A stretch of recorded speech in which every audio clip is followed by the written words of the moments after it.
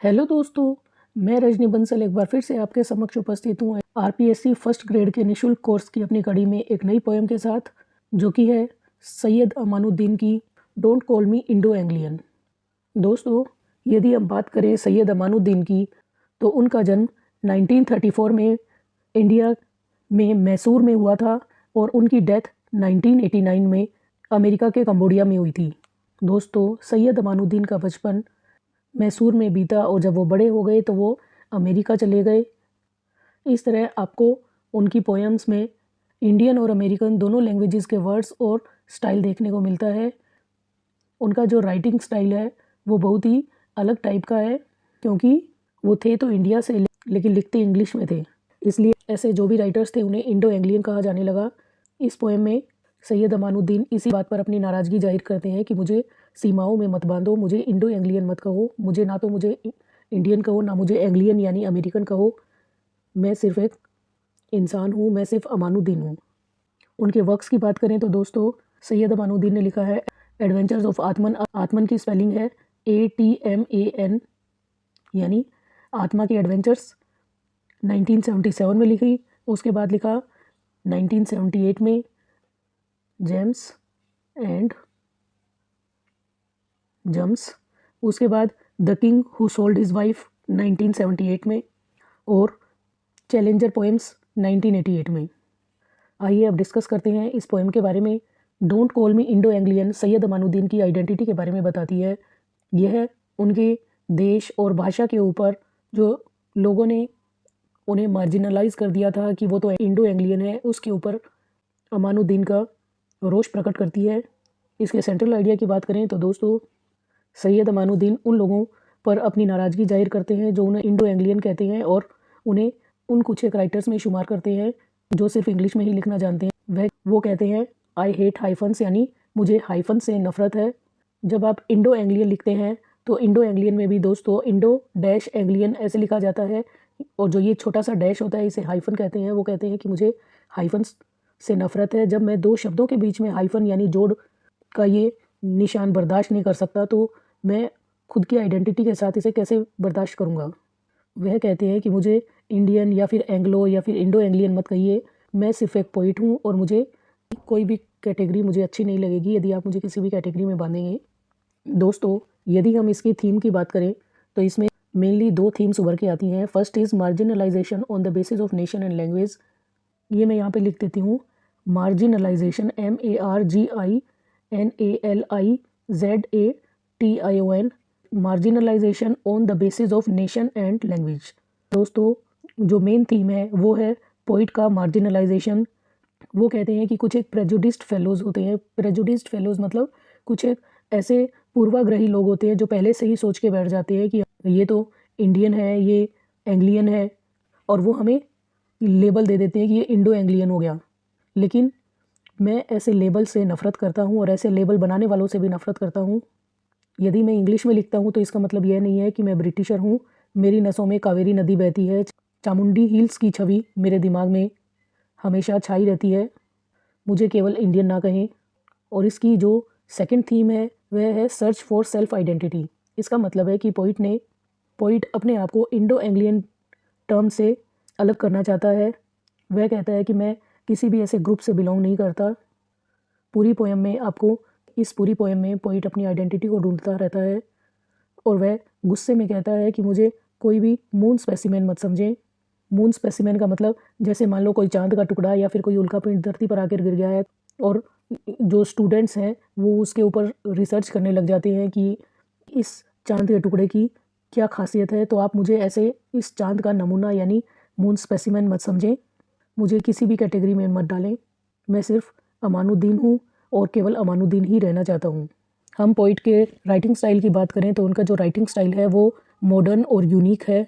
इसमें हमें एक पोइट हुए हैं E कमिंग्स के राइटिंग स्टाइल से इनका राइटिंग स्टाइल मैच करता है। जैसे हम आजकल एंड को एन लिख देते हैं, ऐसे ही उन्होंने भी एन लिखा है। वह कोई भी कैपिटल लेटर वाला रूल फॉलो नहीं करते। जैसे हम जानते हैं कि पोएम की हर लाइन कैपिटल लेटर से स्टार्ट होती है और लाइन ख़त्म होने के बाद फुल स्टॉप लगता है, लेकिन उनकी पोएम में हमें ऐसा कुछ भी देखने को नहीं मिलता। जैसा कि आप स्क्रीन पर भी देख पा रहे हैं, पोएम स्मॉल लेटर नो से स्टार्ट हो रही है और इसमें आपको कहीं पर भी फुल स्टॉप दिखाई नहीं पड़ रहा। इसके स्ट्रक्चर और राइम स्कीम की बात करें तो दोस्तों इसमें 6 स्टैंजाज हैं, लेकिन जो 6 स्टैंजाज हैं उनमें भी अलग अलग लाइन्स हैं और इसके साथ साथ इसमें कोई भी राइम स्कीम या मीटर नहीं है। यह पोएम फ्री वर्स में लिखी गई है, FREE फ्री वर्स VERSE। तो आइए देर ना करते हुए चलते हैं अपनी पोएम की एक्सप्लेनेशन पर। दोस्तों इस पोएम की फिगर्स ऑफ स्पीच के बारे में मैं आपको इसके साथ साथ बताती जाऊंगी। No I don't want to be a hotchpotch of culture. अब आप यहाँ पोइट का राइटिंग स्टाइल देख सकते हैं, जैसे उन्होंने ऐसे ऐसे वर्ड्स यूज़ किए हैं जो नॉर्मली आपको पोइट्स की राइटिंग में नहीं देखने को मिलेंगे। जैसे होच पोच वर्ड एक बड़ा ही सिंपल कॉमन वर्ड है जो नॉर्मली आपको पोएम्स में देखने को नहीं मिलता। अब यहाँ स्टार्टिंग ही पोएम की नो से हो रही है। यहाँ पोइट कहते हैं कि no I don't want to be a hotchpotch of culture. मैं कल्चर का होच पोच, कल्चर का मिक्सचर नहीं बनना चाहता। मैं नहीं चाहता कि आप लोग मुझे कल्चर के मिक्सअप में बांध दें कि हाँ ये इंडियन है या फिर अमेरिकन है या फिर उन दोनों का मिक्सचर है।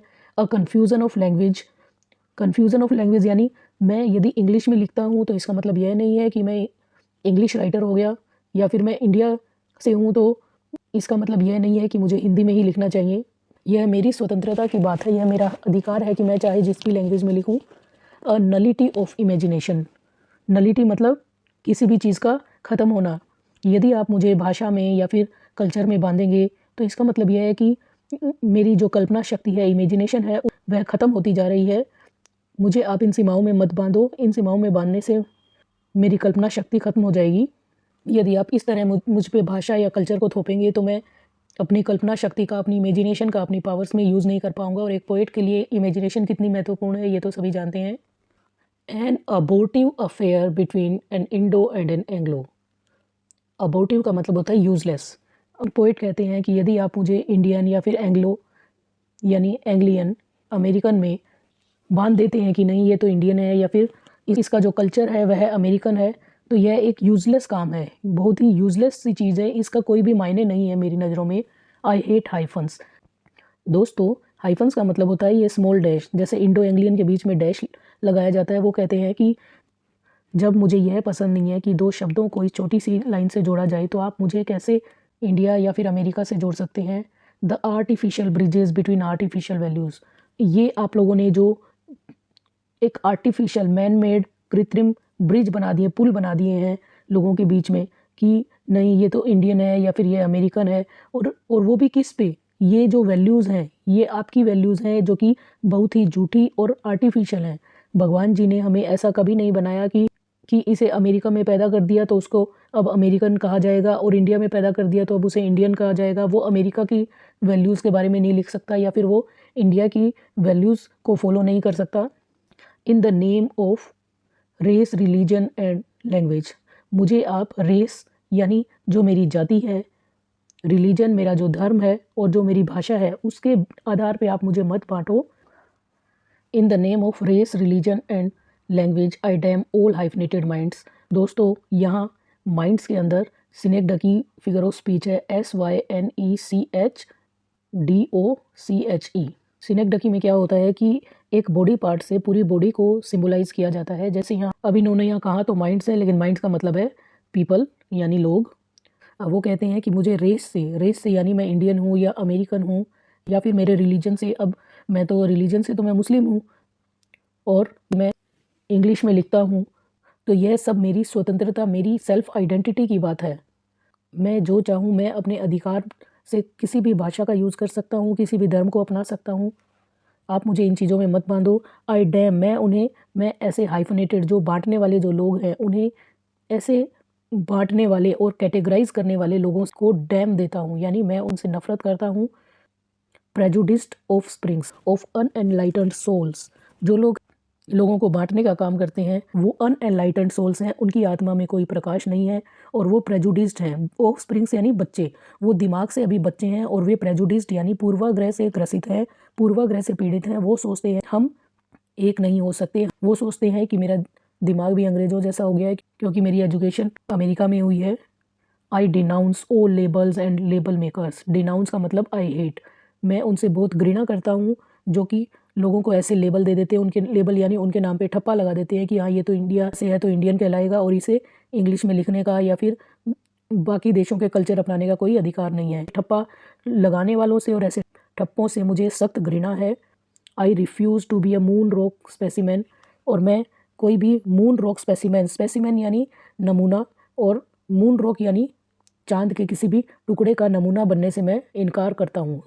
दोस्तों यहाँ मून रॉक स्पेसिमेन का मतलब ये है कि मान लीजिए कि आसमान से कोई उल्का पिंड नीचे आगे गिर गया है या फिर कोई चांद का टुकड़ा नीचे आगे गिर गया है और लोग उसके ऊपर से रिसर्च करने लग जाते हैं। हाँ, इसमें क्या खासियत है, इसमें क्या कमियां हैं, इसे हम कैसे अच्छा बना सकते हैं।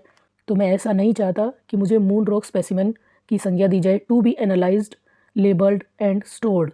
मैं नहीं चाहता कि मुझे जैसे किसी भी मून रॉक स्पेसिमेन को, किसी भी उल्का पिंड को एनालाइज किया जाता है, उसके बाद उस पर लेबल लगा दिया जाता है यानी उसे कोई नाम दे दिया जाता है और उसके बाद उसे किसी लेबोरेटरी में स्टोर कर दिया जाता है। मैं नहीं चाहता कि मुझे भी ऐसे ही स्टोर कर दिया जाए। मेरी जो पोएम्स हैं, मेरे जो वर्क्स हैं, उनको कोई भी आके एनालाइज करे, उस पर नाम लिख दे कि हाँ भाई ये तो इंडो एंग्लियन पोएट है और मुझे किसी भी अलमीरा में, किसी भी शेल्फ में स्टोर कर दे for a curious gloomy fellow to reanalyse. और मैं नहीं चाहता कि मुझे अलमारी में मेरी सारी कलेक्शंस को रख दिया जाए और कोई भी उत्सुक ग्लूमी फेलो यानी कोई भी उत्सुक स्टूडेंट आ जाए, नॉर्मली कोई भी उठ के आ जाए एंड री एनालाइज, री क्लासीफाई मी, और मुझे री एनालाइज, फिर से एनालाइज करे कि हाँ मेरी कौन सी पोएम को इंडियन कहा जाए और कौन सी पोएम को एंग्लियन कहा जाए। रिक्लासीफाई में मेरे को दोबारा बार बार कोई अलग अलग नाम दे कि नहीं इनकी पोएम्स के कलेक्शन को अब ये कहा जाना चाहिए, फॉर शेल्विंग मी अगेन, और फिर से मुझे किसी अलमीरा में बंद कर दे। मैं ऐसा बिल्कुल भी नहीं चाहता हूँ। They call me Indo Anglian, I don't know what they mean. और जब भी वो मुझे इंडो एंग्लियन कहते हैं, मुझे नहीं पता वो ऐसा मुझे क्यों कहते हैं और उनका क्या मतलब है मुझे इंडो एंग्लियन कहने के पीछे। दोस्तों इस थर्ड पैराग्राफ में पोइट अपनी भारतीयता का परिचय देते हैं। वो कहते हैं कि Kaveri flows in my veins, जो कावेरी नदी है वो मेरी नसों में बहती है। Chamundi hills rise in my mind with stars afloat, और जो चामुंडी हिल्स है जिसके ऊपर रात को सितारे तैरते हैं, वह मेरे दिलो दिमाग पर हमेशा छाई रहती है, मैं उसकी छवि कभी भी भूल नहीं सकता। Eyes of the goddess smiling on the slain demon, वह गुडेस जो कि किसी राक्षस का, किसी दैत्य को मारने के बाद हंसती है। दोस्तों यहाँ पोइट काली माता की बात कर रहे हैं, तो उन काली माता की आंखें मैं कभी भी भूल नहीं सकता। Vrindavan fountains sing in my soul, Vrindavan के झरनों का संगीत मेरी आत्मा में बसा हुआ है। मैं हर वक्त वृंदावन के मधुर संगीत को अपनी आत्मा में गुनगुनाता रहता हूँ। दोस्तों यहाँ हमने don't call me Indo Anglian के 3 पैराग्राफ्स कर लिए हैं। इसके आगे के 3 पैराग्राफ्स के नेक्स्ट पार्ट में करेंगे। दोस्तों यदि आप मेरे चैनल को फर्स्ट टाइम विजिट कर रहे हैं तो इसे सब्सक्राइब किए बिना ना जाएं। मेरे चैनल पर आरपीएससी फर्स्ट ग्रेड इंग्लिश का कोर्स निःशुल्क करवाया जा रहा है और मेरे इस नेक काम में मेरा सहयोग कीजिए। दोस्तों यदि आपको मेरे वीडियोस पसंद आ रहे हैं तो मेरे वीडियोस को लाइक कीजिए, इन्हें शेयर कीजिए और प्लीज़ प्लीज़ प्लीज़ मेरे चैनल को सब्सक्राइब कीजिए। Thanks for watching, bye bye.